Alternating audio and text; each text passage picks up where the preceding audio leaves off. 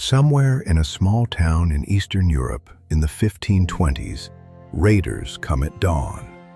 They take what they always take: animals, silver, and people young enough to sell. Among the captives is a girl, and everything she has ever known ends that morning. She is marched to the coast, put on a ship, and sold in the greatest slave market of the age. She arrives in Constantinople as property, with no family, no rights, and no future. Roughly 10 years later, that same girl is the legal wife of the most powerful man on earth. An empire will rewrite its own unbroken customs to make room for her. Kings will write to her. Ambassadors will fear her. Poets will call her a witch. And here is the detail that still stops me cold every single time. We do not know her real name. The name her own mother gave her is simply gone. I am Brother, and tonight we follow a woman who was owned and who ended up owning the rules. This is not a fairy tale about a girl who got lucky and married a king. It is a story about a person who studied a machine from the inside until she could bend it. We will also be honest about the darkness in it, because there is real darkness here. So come with me to the eastern edge of Europe 5 centuries ago. To understand how she was taken, you have to understand the business of that century. For generations, raiders from the Crimean Khanate rode north into the lands of Ruthenia. That region sits in what is now Ukraine, and back then it belonged to the Kingdom of Poland. These raids were not random violence. They were an industry with a supply chain. The raiders took captives by the thousands and drove them south to the ports of the Black Sea. There, in cities like Kaffa, human beings were inspected, priced, and shipped across the water. Historians estimate that this traffic swallowed enormous numbers of people over the centuries. Whole districts were emptied, and families simply never learned what happened to their children. By the accounts, our girl came from a town called Rohatyn, in that Ruthenian country. She was probably taken in one of those raids in the 1520s, still a teenager, and from that moment on, her old identity was being systematically erased forever. Now here is where the story gets genuinely strange, and it is worth slowing down for. Almost every name you have ever heard for this woman was given to her by other people. The Ottomans called her Hurrem, from a Persian word meaning the cheerful one. Europeans called her Roxelana, which was not a name at all, but a label. It came from Roxelania, an old word for her homeland, so it simply meant the Ruthenian girl. A European ambassador popularized that label, and the West has used it ever since. Some later writers claimed her birth name was Anastasia, and others said Alexandra. But historians are clear that we genuinely do not know, and both are unverified traditions. So the most famous woman of the Ottoman century has no confirmed name of her own. Think about that for a second, because it tells you exactly what slavery did to a person. It did not only take her freedom, it deleted the first and simplest thing she ever owned. Everything she became after that, she built on top of an erased identity. The girl was brought into the imperial harem in Constantinople, and I want to be precise here.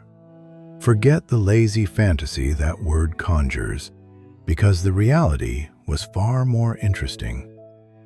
The imperial harem was a closed institution, a household, and above all, a school.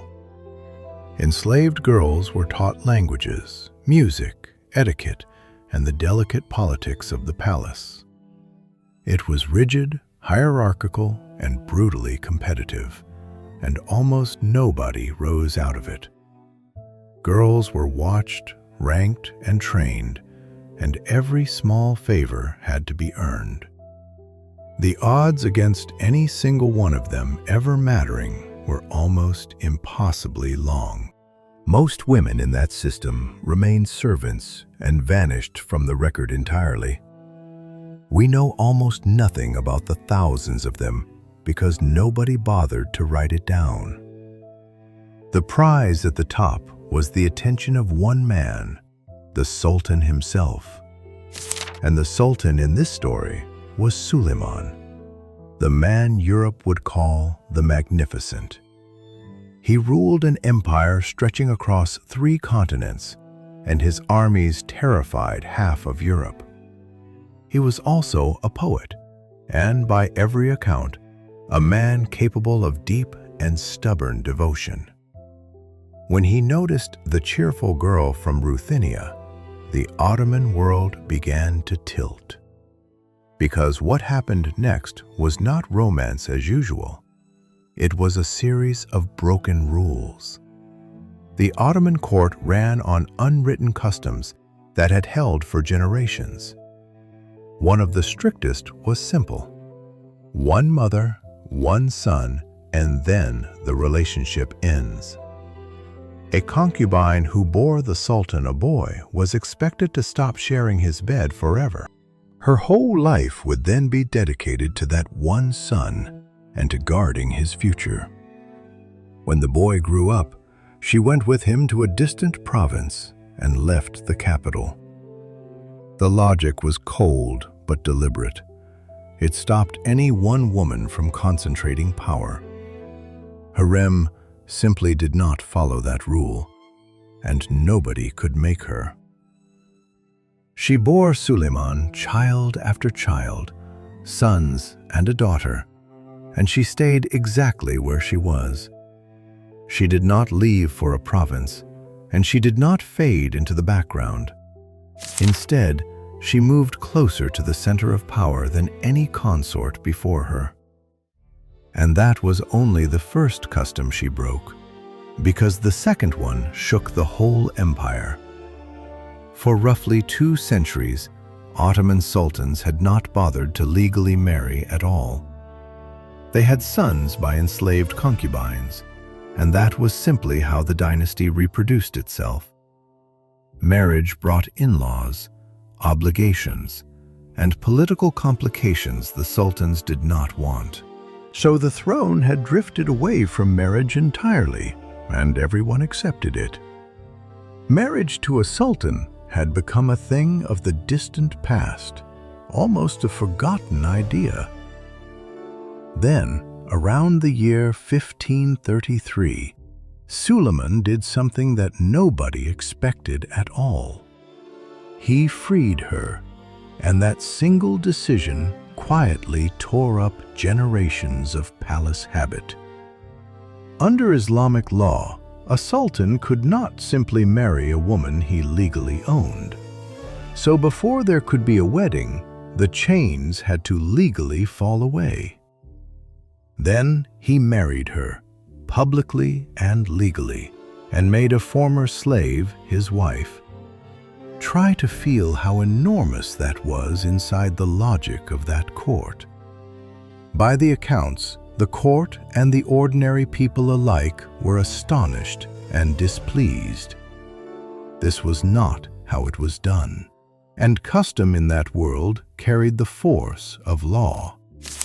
By the accounts, the wedding celebrations in the capital were lavish and impossible to ignore. The Sultan was not hiding this marriage, he was announcing it to the entire world. A woman who had been someone's property now stood as the Sultan's lawful wife. And the empire invented a brand new title just to describe what she had become. She was named Haseki Sultan, a brand new rank created specifically for her. That title placed her above even the princesses of the imperial family itself. There was no precedent for it, because there had never been anyone like her.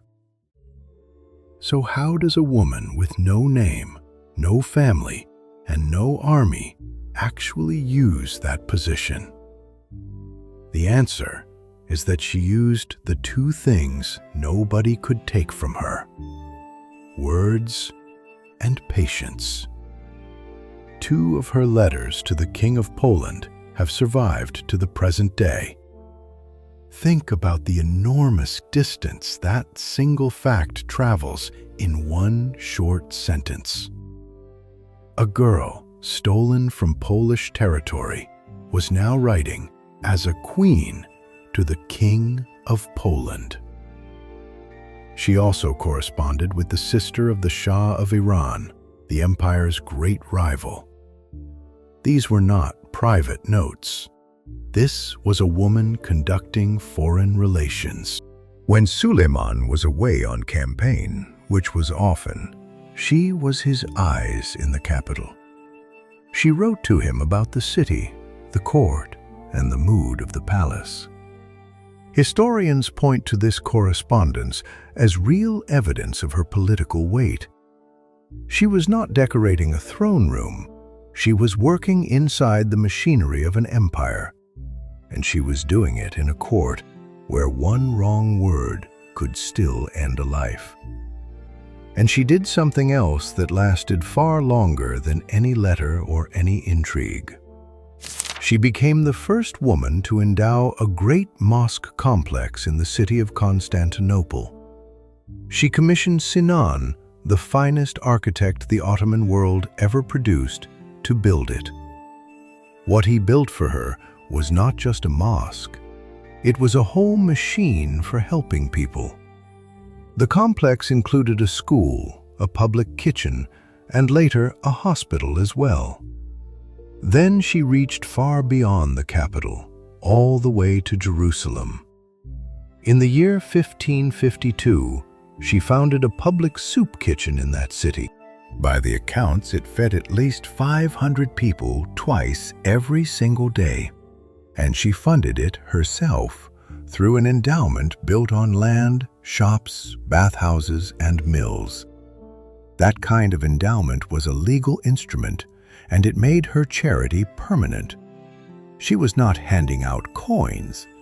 She was building an institution designed to outlive her. A woman who had once been sold as property now owned the means to feed a city. That kitchen kept operating long after she was gone, and in some form it still exists. I find that detail more powerful than any crown or any palace, because whatever else she was, she used her power to put food in the hands of strangers. But now I have to turn, because this story has a genuinely dark chapter. And if I skipped it, I would be selling you a fairy tale instead of a history. Suleiman had an eldest son named Mustafa, born to a different mother, not to Hurrem. Mustafa was popular, capable, and widely expected to inherit the throne one day. He was also, by the rules of that dynasty, a mortal threat to Hurrem's own sons. Because when an Ottoman sultan died, the winner among the brothers often killed the rest. So this was not a family squabble. It was a fight over who would live and who would die. In the year 1553, Suleiman summoned Mustafa to his camp and had him killed. His own father ordered it, and the empire reeled from the shock of it. The dominant story, told then and repeated ever since, blames Hurrem for that death. It says she and her son-in-law, the Grand Vizier, poisoned the Sultan's mind against Mustafa. Some accounts claim forged letters were used to paint Mustafa as a traitor. Now, I have to be careful with you here, because this is where legend and history blur. Modern historians have pushed back hard on that neat and satisfying version.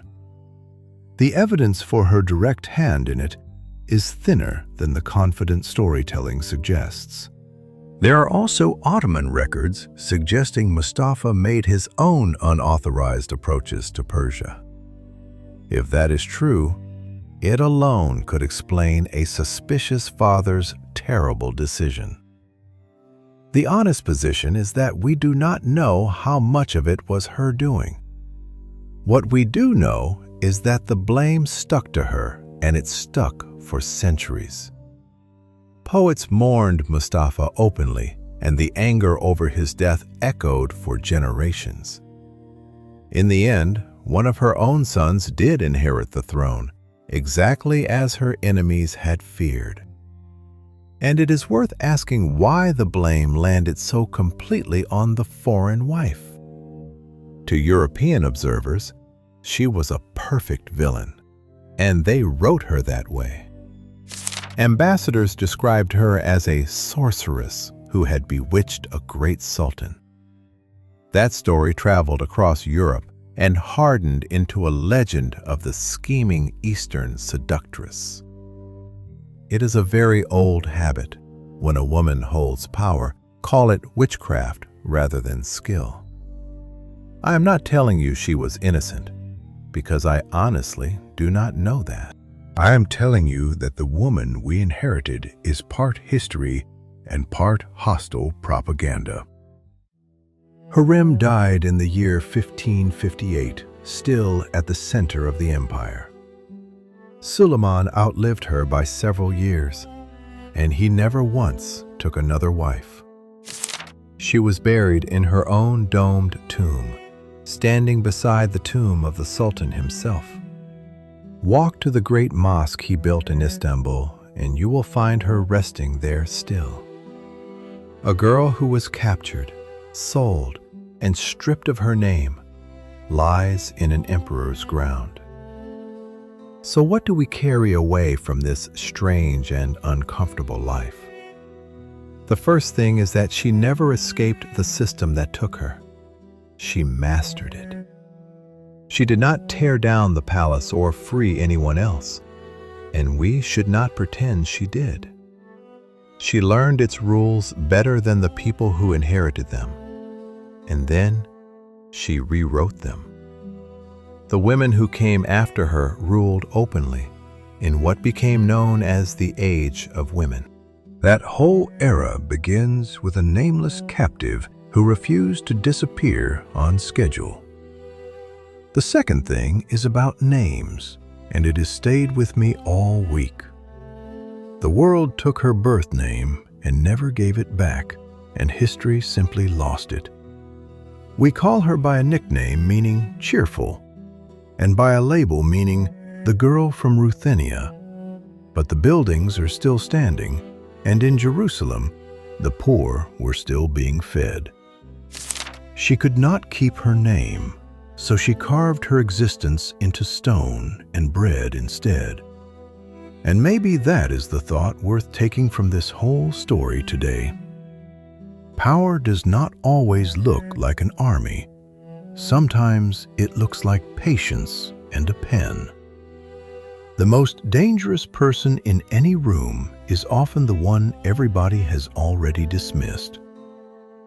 They took a girl, erased her, and priced her, and she became the answer to their empire. Remember her the next time someone tells you that history is made only by armies.